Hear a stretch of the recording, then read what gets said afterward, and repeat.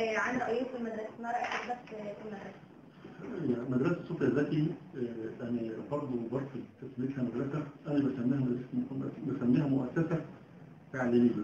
فاعتبار إن المدرسة بتهتم بالناحية التعليمية فقط، إلا إن مؤسستنا صوفيا الزكي الفنية بنات مؤسسة بتهتم بالبيئة المحيطة بنا بشكل أساسي، المجتمع المحيط بشكل مهم جدا جدا جدا، ومصلحة مصر عندنا مقدمة في كل اعتبار. بالنسبة للناس عايزين نقدم جيل جديد للبلد، عايزين نفتح البلد بأفراد جديدة، بنشوف واقع البلد ايه، بنحاول نشتغل على اساسه. هي مؤسسة بتهتم بنفسها بالناحية التعليمية وأنشطة الطالبات، وبتهتم بالمجتمع الخارجي بشكل أساسي، ودعم المجتمع الخارجي بشكل أساسي، وتقديم الخدمة الأساسية للمجتمع، واستفادة من قدرات المجتمع المحيط به، بحيث إن هي تبقى مؤسسة حقيقية عنوان في مصر كلها. طب إيه الكلمة اللي بتوجهها للطلبات في المدرسة كأب لكل طالبة موجودة في المدرسة؟ أنتوا أثبتوا إن أنتوا متميزين جدا، وفي كل حاجة دخلتوها أثبتوا تميز. في كل التخصصات النواحي العلمية متميزين، في نواحي الأنشطة متميزين جدا، مطلوبين في كل مكان. اسم صوفيا أمانة في البيت، أمانة. اسم مدرسة صوفيا الزكي أصبح له وضع وكيان في الوزارة، فهو في أمانة في عنق كل طالبة، وهي ماشية في الشارع، وهي في بيتها، وهي في المدرسة، هي عنوان لهذه المدرسة. هيبقى هي المدرسة الصبح، هي المدرسة الصبح، فعايزين هي أمانة، كل واحد يبقى أرجع إن شاء الله. يا حلوة منك حاجة كل ما تزيد زيادة فيها، إنك فيها نية صافية، فيها حاجة دافية، حاجة بتخليك تثبت فيها سنة سنة.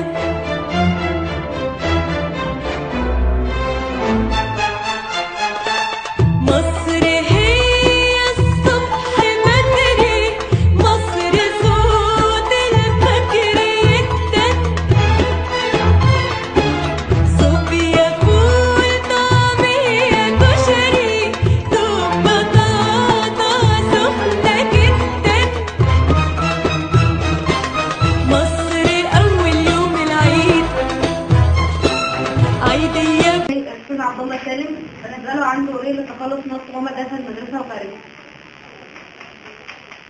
يجب من فترة من حوالي 3 سنين كان ما بيشتغلش في المدرسة غير عامل واحد، والعامل ده معوق ما بيقومش بالنظام. بفضل الله وشركة الناس اللي في المدرسة كلها تعاقدنا مع 3 عمال من داخل المدرسة، عامل بيقوم بنظافة الفصول، عاملها لنظافة الحمامات بتاع الطلبة، وعامل لنظافة البنينة بتاع الطلبة. وبعتنا جوابات لمجلس مدينة الحي بالاشتراك مع مجلس محلي من التمنود وتنمية المجتمع، وبدأوا يبعتوا لنا الجرارات اللي بتخلصنا من الزبالة 3 أيام في الأسبوع. بنحط الزبالة في أكياس كبيرة خاصة بالزبالة، ونبدأ نحوش الزبالة لما الجرارات بتيجي تخلص من الزبالة بدون حرقها أو تراكمها طول على مدى الأسبوع داخل المدينة. الحمد لله الناس في ميني التمنود شاركتنا كتير قوي، والناس لها فضل كبير قوي في انهم يقوموا بتجميل البنينة. ناس جابت لنا شجر وزرعناه شجر مثمر كويس، وخلصنا من الشجر اللي هو ملوش لازمه زي النخل اللي كان بيشوك وبيلم بعض الحاجات الحيه كده اللي مش كويسه. اتخلصنا من الاشجار الوحشه وبدانا نزين الجنينه باشجار مثمره.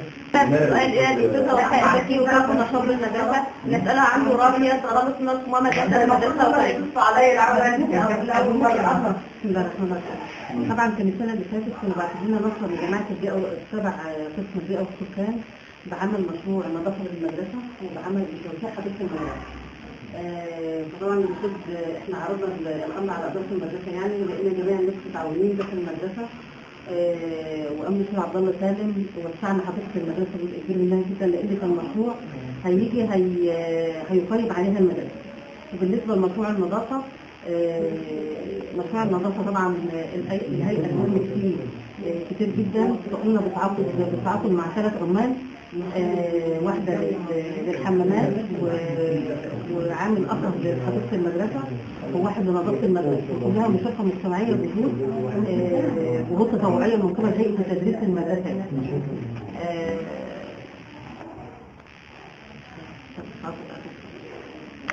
الطالبة إسراء محمد مسعد رسالة إلكترونيات نسألها عن دوران في التخلص من القمامة داخل المدرسة وخارجها. هذا الفصل جامعي فلا بد أن أنظف وأحافظ على أساسه، وكل طالبة في الفصل تقوم بنظافة الفصل، فتقوم طالبتين بتنظيف الفصل يوميا، وهذا دور المجموعات ال4. فتفل القمامة غير حضاري ويصيب الناس نفس الاكتئاب والخنقة والاختناق. فكل طالبة فلا بد أن أحافظ على مدرستنا وفصولنا وورشتنا، وخاصة أننا نعلم أن هناك عدد في عمال نظافة بالمدرسة. نشكر الطالبة إسراء محمد مسعد على هذا التوضيح.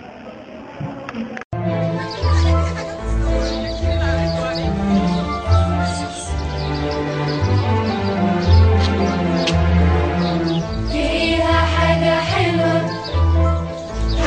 حلوة بينا، حاجة كل ما تزيد زيادة فيها إن فيها نية صافية، فيها حاجة دافية، حاجة بتخليك تثبت فيها سنة سنة.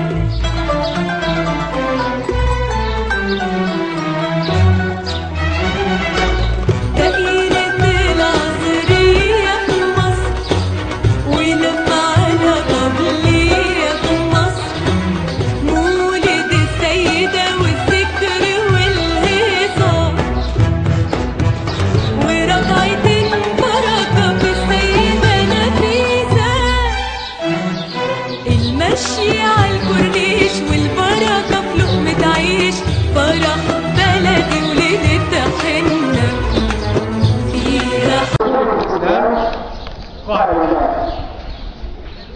فنزل في الآية 255 في سورة البقرة: لا إكراه في الدين قد تبين الرشد من الغي، فمن يكفر بالطاغوت ويؤمن بالله فقد استمسك بالعروة الوثقى لا انفصام لها، والله سميع عليم. الدليل الخامس: عندما تحركت أو مشت في المدينة امرأة العجوز تتكفف طرقات المدينة، بمعنى تتحرك وتبول في كل مكان في شوارع المدينة تجمع الأرض. وبعد أن جمعت المرأة العجوز حملا من الخطر وأرادت أن تحمله عجزت عن حمله، بدش الشاب، فقالت: أتمهل أنتظر حتى يأتي إلي من يعينني على الحمل. وبعد قليل جاء الرسول صلى الله عليه وسلم والمرأة العجوز لا تدري ما هو وما اسمه ومن هو، فقالت: أعني على حمل، يعني ساعدني على جنب شيء الخطر من عالم. فنظر الرسول إلى تلك المرأة فوجدها عجوز لا تقدر على حمل حملها، فبدل أن يعين عليها حملها حملها هو بنفسه. عندئذ قالت العجوز: إنك لعلى خلق عظيم، ولكني أوصيك بوصية: لقد ذاع خبر صدق نبي من أرجاء المدينة يقال له محمد، فلا تؤمن به ولا تصدقه.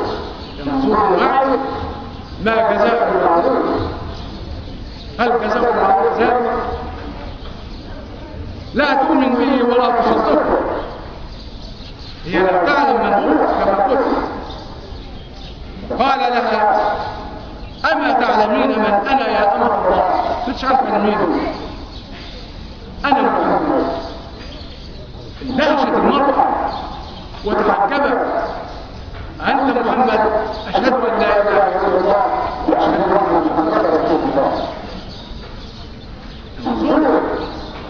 لكي نرد على من يدعي هذا الكلام ومعنا كثير نكتله ومعي أكثر من ذلك، ولذلك أكتفي بهذه الكلمة نظر الله وأرجو جميعا أن نحب وطننا وأن نعمل له، فحب الوطن من الإيمان. هذا الله بس، والسلام عليكم ورحمة الله وبركاته.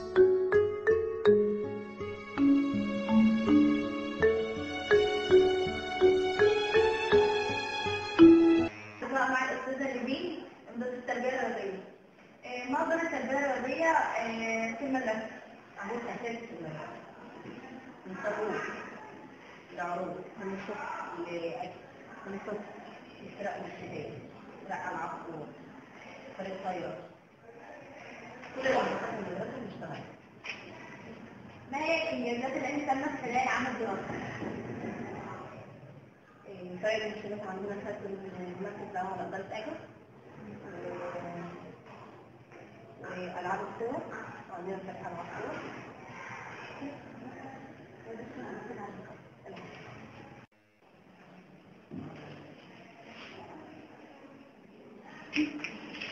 تتقدم خطوط الإعلام التربوي بعمل لقاء مع الأستاذة نصرية النجار أخصائية التربية الاجتماعية. نسألها ما دور التربية الاجتماعية في المدرسة. دور التربية الاجتماعية في المدرسة والأخصائي الاجتماعي الاهتمام ببرامج المتفوقين المتأخرين دراسيا وضعاف المستوى، وتهتم بالموهوبين. ده أول حاجة في دور الأخصائي الاجتماعي. ثاني حاجة إعداد سجل للقيادات الطلابية بتضمن الأنشطة المختلفة اللي بيعملوها طول السنة في المجالات المختلفة. بتهتم ببرامج الرحلات والخدمة العامة والمعسكرات، وكمان عندنا جماعة الهلال الأحمر فيها داخلها أنشطة طول السنة بتعمل من تدريب على مثلا الإسعافات الأولية من خلال الجماعة وخلال ندوات المحاضرات اللي بنعملها طول السنة، تنظيم المعسكرات وبرامج الخدمة العامة. كمان عندنا برامج تبادل الزيارات بين المدرسة بتاعتنا والمدارس الثانية. طبعا أي مدرسة احنا بنختار من إدارة أجر بنروح نعمل معاها تبادل زيارة وتبادل الخبرات بين المدرسة والمدارس الثانية. عندنا كمان بننظم الندوات والمحاضرات طوال العام، وبنعمل ندوات في مختلف المجالات. كمان تنظيم المسابقات المتنوعة. عندنا مسابقات بتيجي من الإدارة بنعملها، مسابقات هنا داخل المدرسة زي مسابقة أوائل الطلبة على مستوى المدرسة ومستوى الإدارة، مسابقة أوائل الطلبة. وكمان تنظيم رحلات ترفيهية ورحلات علمية للطالبات. كمان حاجة عندنا مساعدة الطالبات اقتصاديا واجتماعيا ونفسيا، ازاي بندرس الحالة بتاعتهم اللي هي مش قادرة مثلا تسدد مصروفات مدرسية، بنعمل لها أبحاث اقتصادية. عندنا كمان أبحاث ودراسة للحالة حالات الطالبات، دراسة سلوكية اجتماعية، وبنساعد الطالبات ان هم يتكيفوا مع المجتمع المدرسي اللي احنا عايشين فيه. وشكرا. ما هي الإنجازات أو الأنشطة اللي تمت خلال العام الدراسي؟ الأنشطة اللي احنا عملناها خلال العام الدراسي عندنا في مجال المعسكرات، عملنا معسكر خدمة عامة في المدرسة في شهر 12 اللي فات ونظافة المدرسة الداخلية. في كمان معسكر تطوعي اسمه معسكر في حب مصر، عملنا برضه نظافة داخل المدرسة وخارج المدرسة. في مجال كمان عملنا احتفال بسنة أكتوبر وتكريم الطالبات المتفوقات دراسيا والمتميزات في الأنشطة. عملنا رحلة خارجية إلى مدينة القاهرة في شهر 11 اللي فات. كمان كرمنا طالب المثالي والطالب المثالي. احنا عملنا مسابقة أوائل الطلبة على مستوى الإدارة. المدرسة طبعا فازت في أقسام كتير، في قسم الأجهزة وقسم الإلكترونيات والتريكو والملابس كتير. يعني المدرسة فازت على مستوى الإدارة في مسابقة أوائل الطلبة. عندنا كمان افتتاح مشروع وحدة تيسير الانتقال لسوق العمل، ده نشاط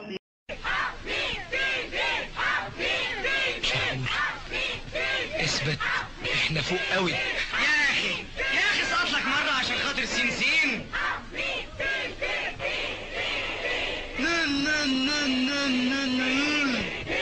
طب بس النتيجه ظهرت يا نور العين. يا خيبتك يا سين سين، 9 أصوات بس يا غلبانين. ارقص يا حسين، هيص يا حسين.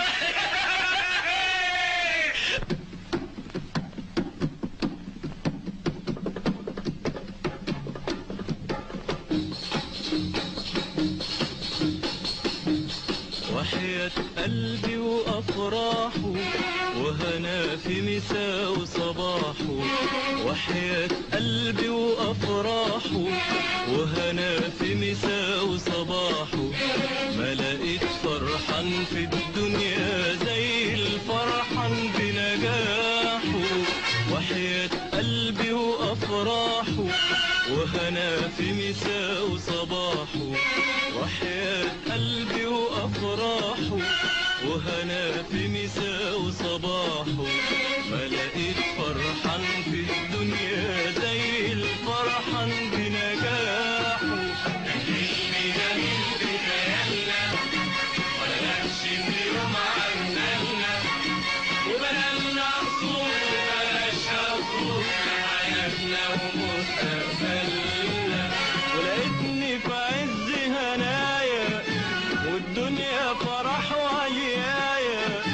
ولقيتني في عز هنايا والدنيا فرح وعيايا. بتهني حبايبي معايا وتقول للكل ارتاحوا.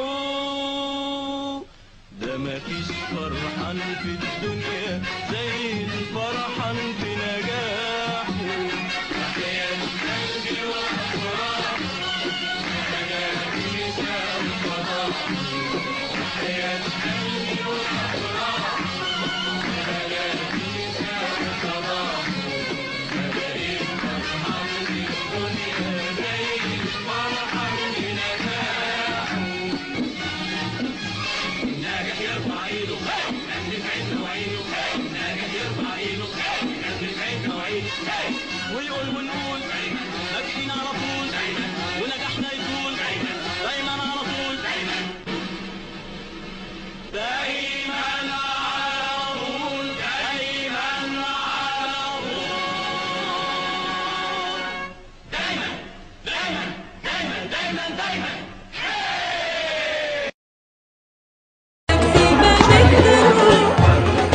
مواقيت الرحمن وبنات رمضان، مسلم بمسيحي في الدروب، ترنيمة لايقة على دفن غنى.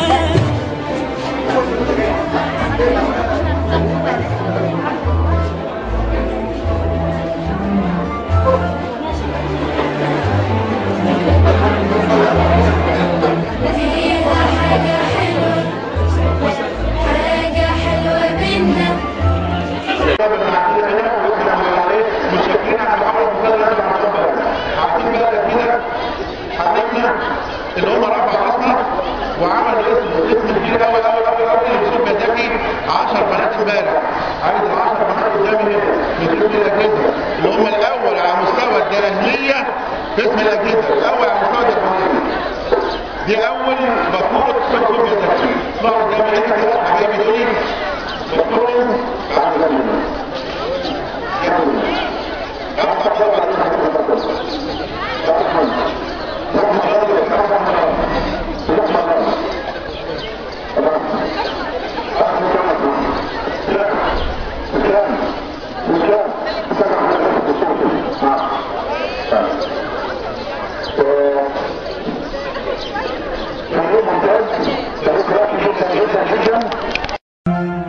حاجة كل ما تزيد زيادة فيها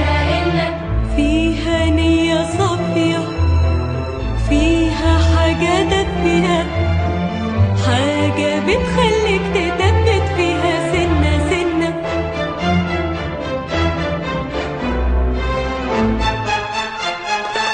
مصر هي الصبح بدري، مصر سود الفجر يدك، صوبيا فول طعمية كشري دوب بطاطا سخنة جدا. مصر أول يوم العيد عيدية بومب ولبس جديد،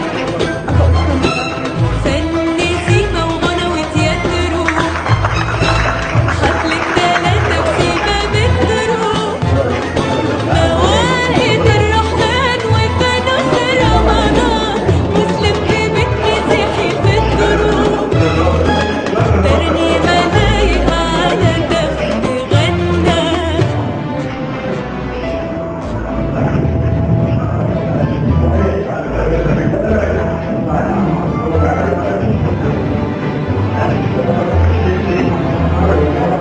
فيها حاجة حلوة، حاجة حلوة منا، حاجة كل ما تزيد زيادة فيها إنا.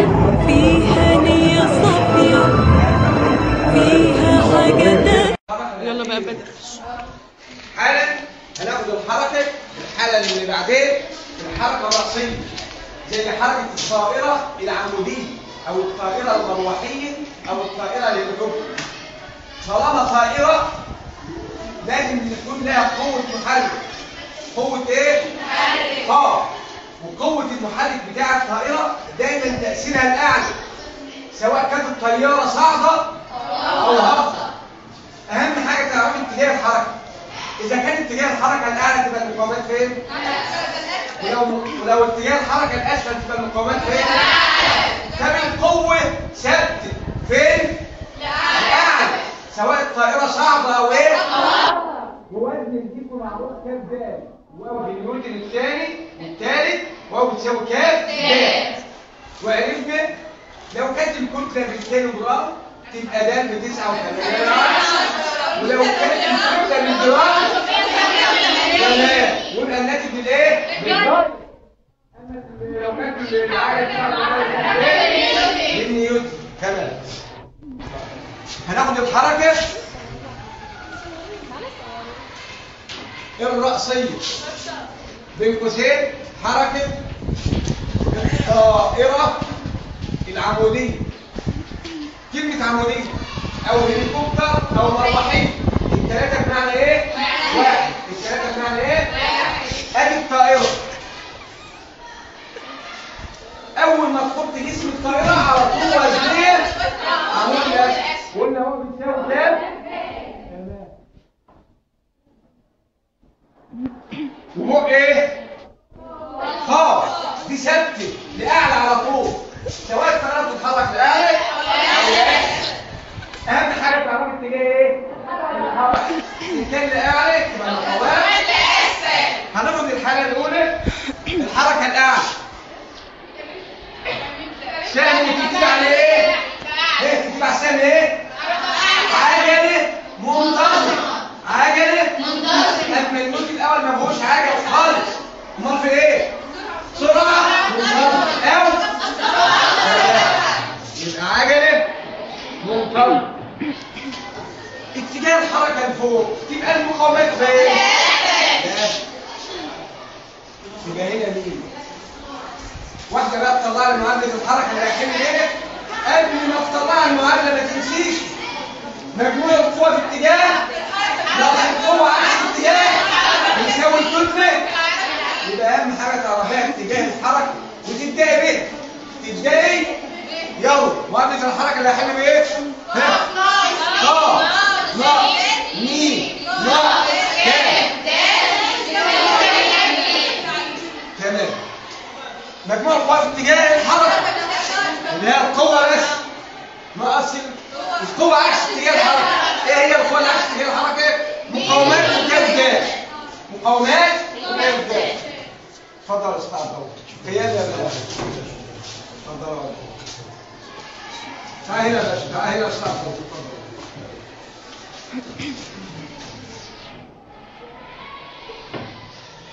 يبقى إذا كانت الطائرة صعدت لأعلى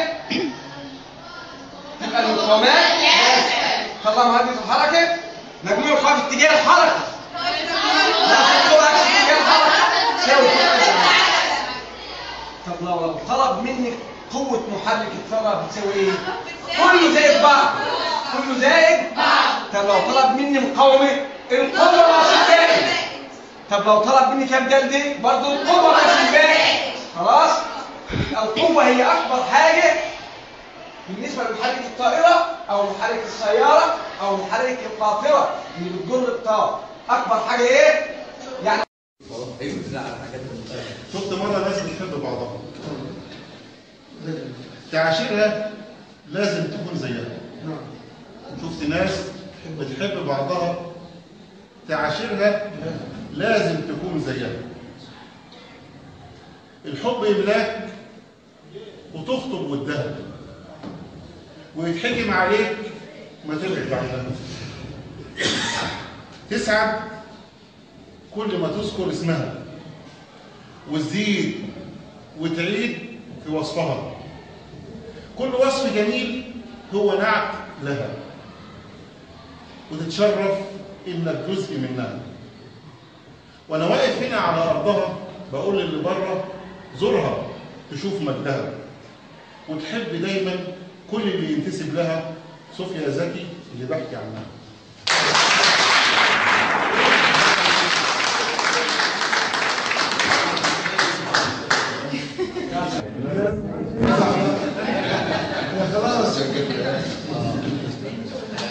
البداية طبعا احنا بنرحب بالدكتور رياض يعني الاخ العزيز. احنا يعني صحيح عرفنا بعض في فترة بسيطة بس هو يعني تحس ان احنا عارفين بعض من عمر. وراجل لا يقل جهدا في ان هو يبذل اقصى ما عنده في خدمة العمليات التعليمية.